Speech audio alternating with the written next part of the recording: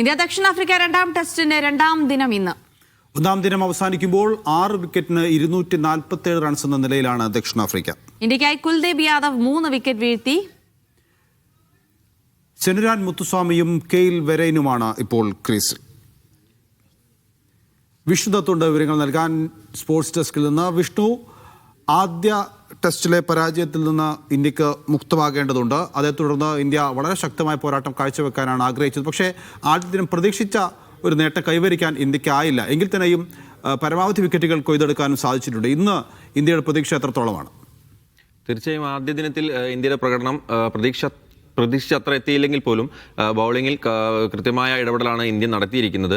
ബൗളിങ്ങിന് അനുകൂലമായ പിച്ചല്ല ഗുവാഹത്തിയിലേത്. എന്നിരുന്നാലും കൃത്യമായി 3 വിക്കറ്റ് നേടിക്കൊണ്ട് ജസ്പ്രീത് ബുംറ, അതുപോലെ തന്നെ ഓരോ വിക്കറ്റ് നേടിക്കൊണ്ട് ജസ്പ്രീത് ബുംറ, മുഹമ്മദ് സിറാജ് അടക്കമുള്ള ആളുകൾ 3 വിക്കറ്റ് നേടിക്കൊണ്ട് കുൽദീപ് യാദവ് ഒക്കെ കൃത്യമായ പ്രകടനം നടത്തിക്കൊണ്ടാണ് കളി അവസാനിപ്പിച്ചത്. ഇന്ന് രണ്ടാം ദിനം ആരംഭിച്ചിരിക്കുകയാണ്. ഏതാണ്ട് 254 റൺസിലാണ് നിലവിൽ ദക്ഷിണാഫ്രിക്ക എത്തി നിൽക്കുന്നത്. ഏതായാലും ആദ്യ കളിയിൽ പിച്ച് അനുകൂലമല്ലാതിരുന്നിട്ട് പോലും ദക്ഷിണാഫ്രിക്കയെ പ്രധാനപ്പെട്ട 2 കൂട്ടുകെട്ടുകളെ ആദ്യമിറങ്ങിയ മാർക്രമിൻ്റെയും അതുപോലെ തന്നെ റിക്കൽറ്റിൻ്റെയും കൂട്ടുകെട്ട് ഭേദിച്ചുകൊണ്ട് വിക്കറ്റ് എടുത്തു. പിന്നീട് അതുപോലെ തന്നെ ഈ ഇന്നിങ്സിലെ ഏറ്റവും വലിയ ഇന്നിങ്സ് റൺസ് നേടിയിട്ടുള്ള മറ്റൊരു കൂട്ടുകെട്ടായ സ്റ്റെബ്സിൻ്റെയും ബൗമയുടെയും ജോഡി അതും തകർത്തുകൊണ്ടാണ് ഇന്ത്യ നേടിയിരുന്നത്. എന്നാൽ ഈ ഒരു റൺസ് കൃത്യമായി പറഞ്ഞാൽ ഈ ഒരു ഇന്നിങ്സ് അവസാനിപ്പിച്ച് വിജയം നേടുക എന്നത് ഇന്ത്യക്ക് അത്ര എളുപ്പമല്ല. എന്നിരുന്നാലും കഴിഞ്ഞ കളിയുടെ മികവിൽ തന്നെ ഇന്ത്യക്ക് തുടരാമെന്ന് പ്രതീക്ഷിക്കുന്നു.